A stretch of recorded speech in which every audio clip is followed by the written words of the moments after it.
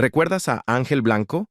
La máscara blanca, las rivalidades legendarias, el nombre que una vez encabezó carteleras en arenas por todo México. Pero dime algo, ¿realmente conoces su historia? ¿Puedes llamarte fan si jamás has oído hablar del pacto de muerte que hizo con el solitario?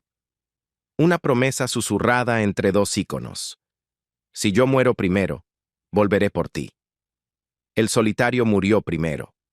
Ángel Blanco lo siguió. Solo 20 días después. ¿Coincidencia?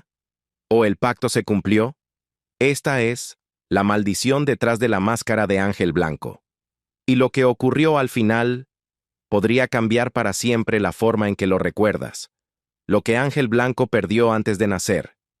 Antes de volar por los aires con su impoluta máscara blanca, José Vargas era solo un niño de Atoyac, Jalisco, una tierra de sombras largas y duelos silenciosos.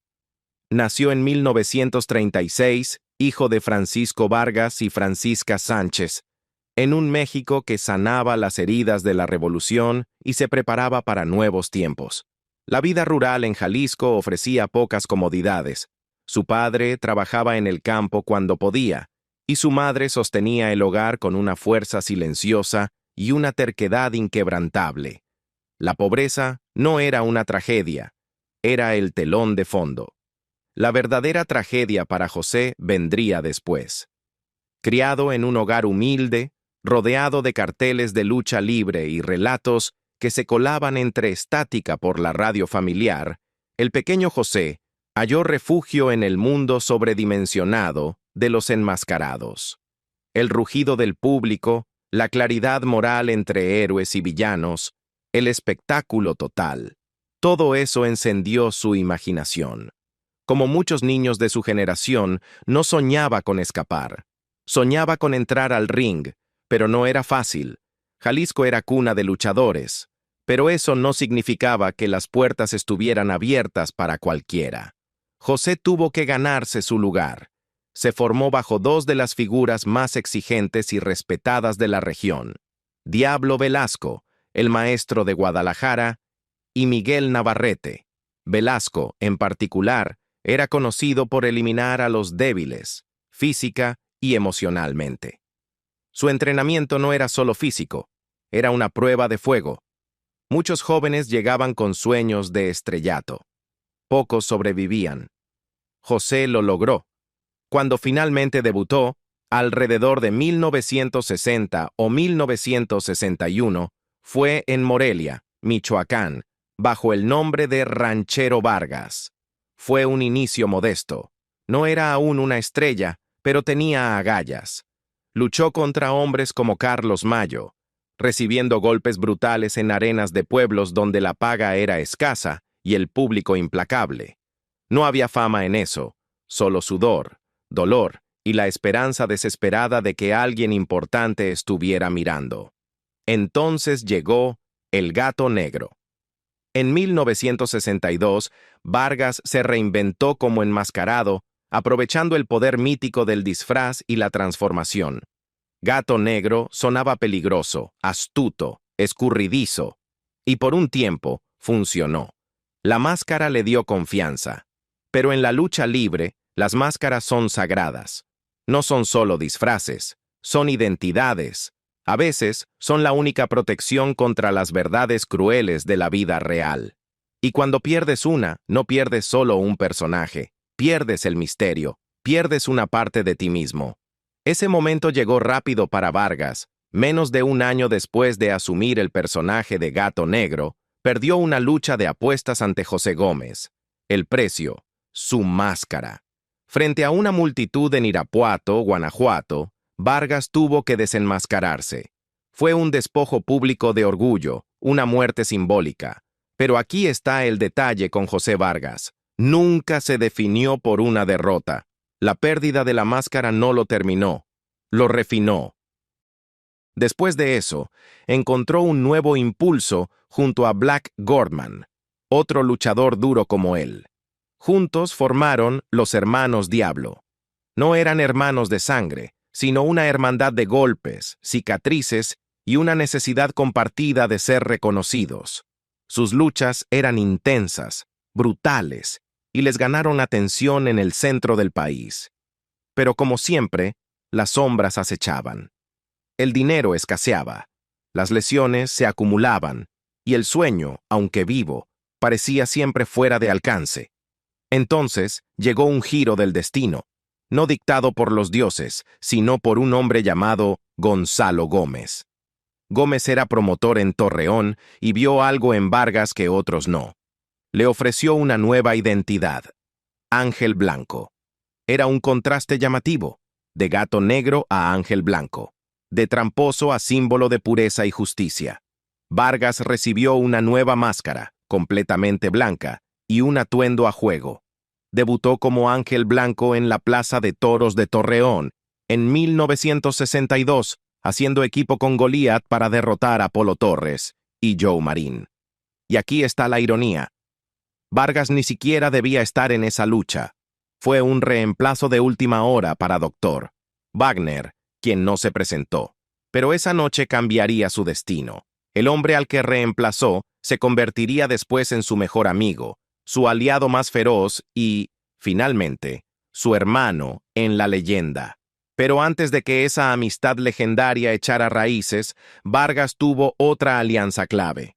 En 1963 comenzó a luchar junto a El Enfermero, otro luchador enmascarado de blanco. Su unión era poética, dos figuras blancas trayendo orden y honor al caos del cuadrilátero. Pero bajo esa elegancia había duelo. 3 años antes, el antiguo compañero de Enfermero, médico asesino, había muerto. Y aunque el público veía a dos guerreros en armonía, lo que no veían era la tristeza tras las máscaras, cómo la muerte parecía siempre rondar como un tercer hombre silencioso en el ring. La ola blanca que terminó ahogando a los suyos. Para 1966, Ángel Blanco ya era conocido en el mundo de la lucha libre mexicana como un técnico peligroso y un rudo implacable.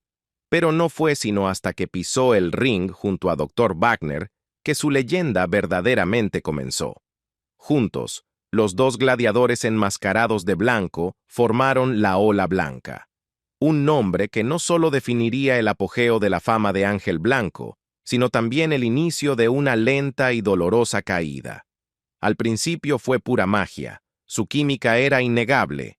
Donde Ángel Blanco aportaba intensidad y astucia, Wagner ofrecía carisma brutal y una violencia quirúrgica. No solo se complementaban, se elevaban mutuamente. En cuestión de meses, la Ola Blanca encabezaba funciones por todo México, arrasando con los mejores equipos y construyendo una mística que llenaba arenas y desataba la locura de los fanáticos. No eran solo villanos, eran arte, violento, eficiente, impecable arte. Entonces llegó 1969, un año que lo cambiaría todo. Tras semanas de competencia brutal, la Ola Blanca obtuvo una oportunidad titular contra el equipo que parecía invencible, el Santo y Rayo de Jalisco. No eran solo leyendas, eran íconos de la moralidad, héroes enmascarados adorados por generaciones. Y aún así, la Ola Blanca los venció. Limpio. 3 caídas extenuantes. Cuando sonó la campana y Wagner y Blanco quedaron en pie como vencedores, no solo se llevaron el campeonato nacional de parejas, se llevaron un pedazo de historia. Pero la historia tiene una forma cruel de equilibrar cuentas. Montados en la ola del dominio absoluto, la Ola Blanca empezó a experimentar con un tercer miembro. Primero fue El Enfermero, pero la edad le pasó factura rápidamente. No podía seguir el ritmo ni la violencia. Se desvaneció. Entonces, en 1968, llegó un novato con carisma, presencia y un talento que hacía rugir a la multitud. El Solitario. Al principio, encajó como la pieza perdida del rompecabezas. El trío se volvió intocable. Una mezcla de amenaza y majestuosidad, luchando con una gracia oscura que fascinaba y aterraba al público por igual. Pero detrás de bambalinas, la tensión comenzaba a hervir. El carisma de Solitario no solo era magnético, era peligroso. La afición comenzó a vitorearlo, aunque aún era un rudo. El reflector, que alguna vez perteneció solo a Wagner y Blanco, empezaba a girar. El público se estaba enamorando del hombre equivocado. Los celos no siempre gritan, a veces se pudren por dentro, y cuando explotan, lo hacen con violencia. Una noche de 1970, durante lo que debía ser una lucha en equipo rutinaria, Wagner y Blanco traicionaron a su joven compañero. La traición fue brutal, inolvidable. Golpearon a Solitario frente a un público estupefacto. No solo lo despojaron de una alianza, sino de su dignidad. Fue una línea que no se debía cruzar, y desató una de las rivalidades más legendarias en la historia de la lucha libre mexicana. Lo que siguió fue más que una rivalidad, fue una guerra civil. El Solitario se volvió técnico, un bueno, y los fanáticos lo abrazaron como a un hijo pródigo. Cada vez que se enfrentaba a Wagner o Blanco, la arena se transformaba en un campo de batalla. Volaban sillas, las máscaras sangraban, las entradas se agotaban. Aquella traición, que había comenzado como un acto de control, se convirtió en el fantasma que perseguiría a Ángel Blanco por el resto de su vida. En 1972, en la Arena México, Solitario y Blanco se enfrentaron en una lucha de apuesta de alto calibre. Máscara contra máscara, orgullo contra humillación. Tras años de tormento, Solitario se alzó victorioso. Ángel Blanco, aquel símbolo de elegancia invencible, fue desenmascarado. La multitud estalló. Su verdadero nombre, José Ángel Vargas, salió a la luz. El velo sagrado había caído. Para muchos, fue la muerte simbólica de la ola blanca. Pero lo que sorprendió a todos fue que Ángel Blanco no desapareció. No necesitaba la máscara. Con sus rasgos duros y su presencia cruda, se reinventó. Algunos fanáticos y revistas comenzaron a llamarlo el ranchero Vargas. Pero ninguna reinvención pudo cubrir las cicatrices más profundas, la hermandad rota con Solitario y el lazo cada vez más desgastado con Wagner. Su sociedad cojeó en los años siguientes, sobreviviendo más por nostalgia que por impulso real. Para finales de los años 70, la magia se había esfumado. La ola blanca había dejado de existir. La ola blanca había quebrado. En 1979 ocurrió lo impensable. Doctor. Wagner rapó a Ángel Blanco en otra brutal lucha de apuestas. Los antiguos hermanos de armas eran ahora enemigos acérrimos. Era personal, mezquino, feo, y destrozó corazones en todo México. Lo que una vez fue intocable, ahora era un campo de batalla de egos heridos y venganza sin cerrar. Y aún así, pese a todo el dolor, Blanco siguió adelante. Fue de los pocos que dejaron la poderosa empresa mexicana de lucha libre para ayudar a fundar la nueva y atrevida Universal Wrestling Association. Por un tiempo, funcionó. Ganó títulos, incluido el Campeonato Nacional Crucero inaugural en 1983, tras vencer a El Insólito en una final agotadora. Pero para entonces, ya era una leyenda del pasado. Las nuevas estrellas tomaban el control. Las arenas aún rugían, pero no por él. Wagner aún orbitaba en su vida. Su rivalidad se apagaba y resurgía, luego se apagaba de nuevo. En uno de sus últimos grandes enfrentamientos, Blanco se midió con Wagner mano a mano.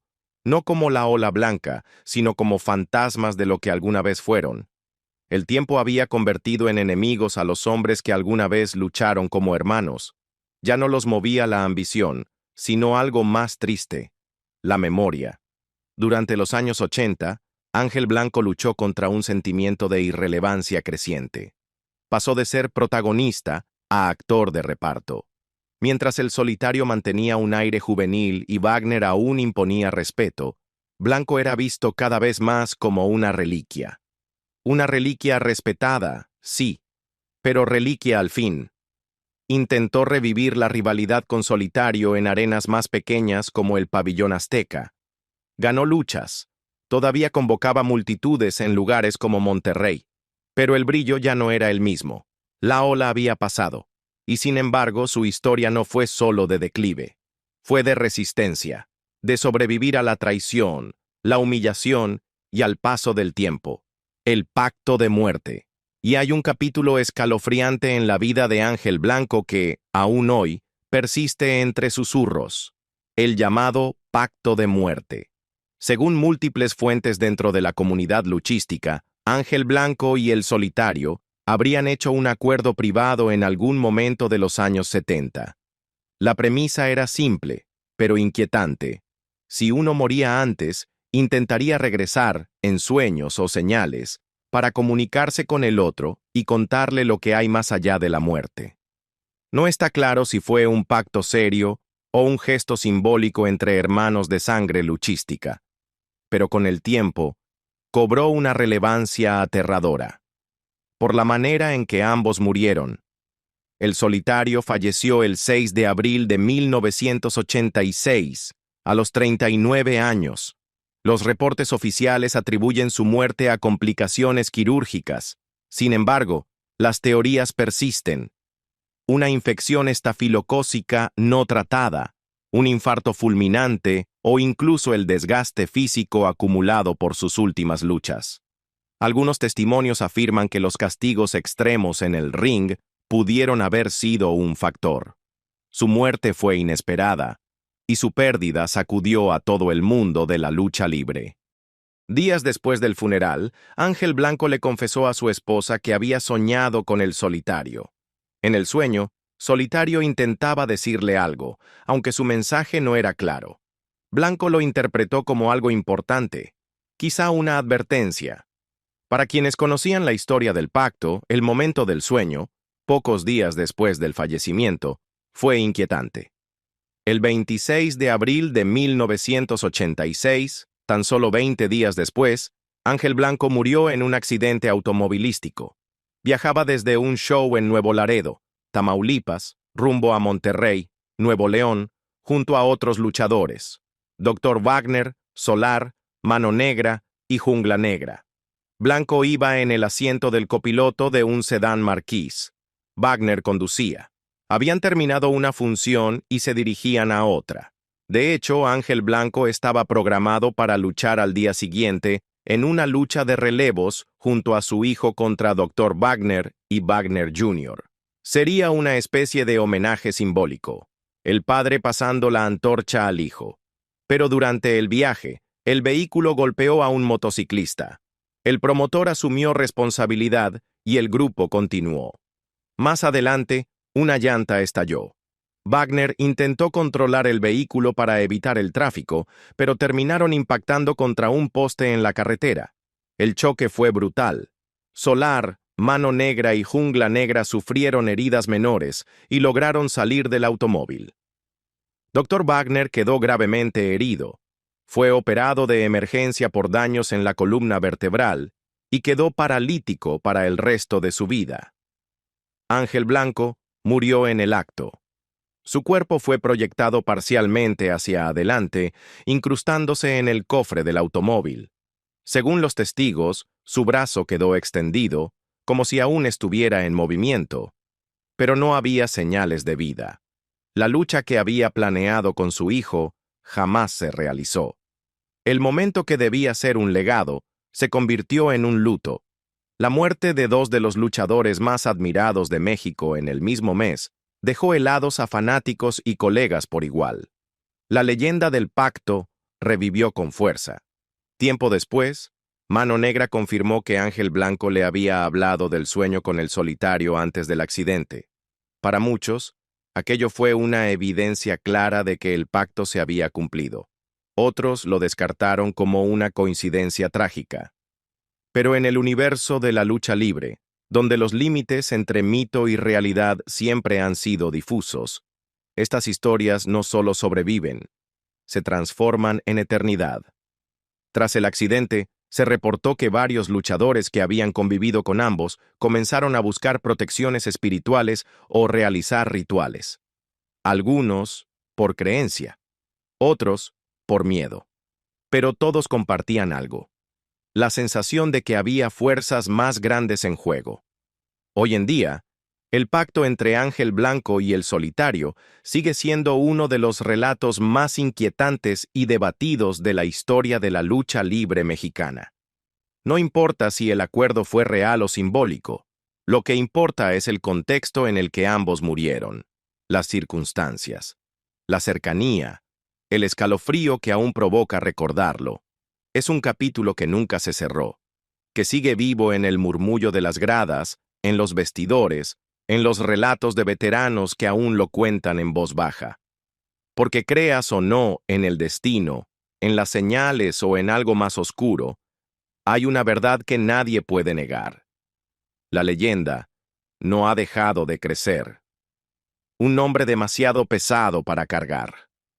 Mucho después de que la Máscara Blanca fuera retirada para siempre, la leyenda de Ángel Blanco siguió viva, no solo en la memoria de los aficionados, sino también en el ring, a través de los cuerpos y nombres de quienes vinieron después.